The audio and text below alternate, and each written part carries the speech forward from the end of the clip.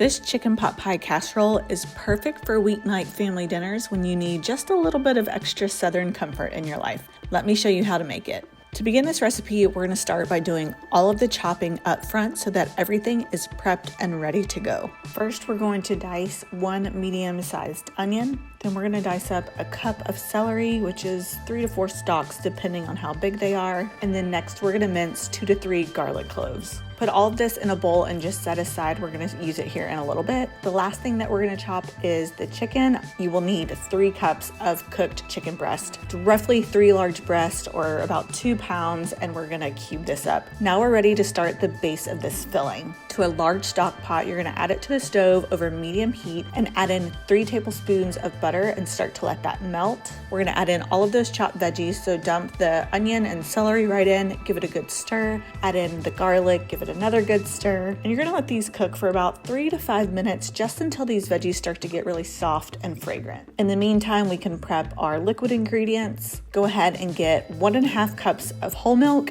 and 1.5 cups of chicken broth. Next up, we're going to add in 3 tablespoons of flour straight into the veggies and give that a really good stir. The flour is going to coat the vegetables, and this is what's going to help thicken the filling of the chicken pot pie. At that point, we're going to slowly add in the milk. I'll do about 1/2 cup at a time. Give it a good stir, slowly add the rest. Give it a good stir. After all of the milk has been added, do the same thing with the chicken broth. Add a little bit at a time, stir, add the rest, and stir. All that's left to do is add the last little final ingredients, which is 1 cup of frozen peas and carrots, and then all of that chopped chicken from earlier, and finally all of the spices to bring it all together. You're gonna add 3/4 of a teaspoon of salt, 1/2 teaspoon of thyme, 1/2 teaspoon of basil, 1/2 teaspoon of white pepper, 1/4 teaspoon of pepper, and 1/8 teaspoon of nutmeg. Give all of that a really good stir to incorporate and combine everything. And we're gonna let it simmer and cook for about 5 minutes or so while we prep our pie crust.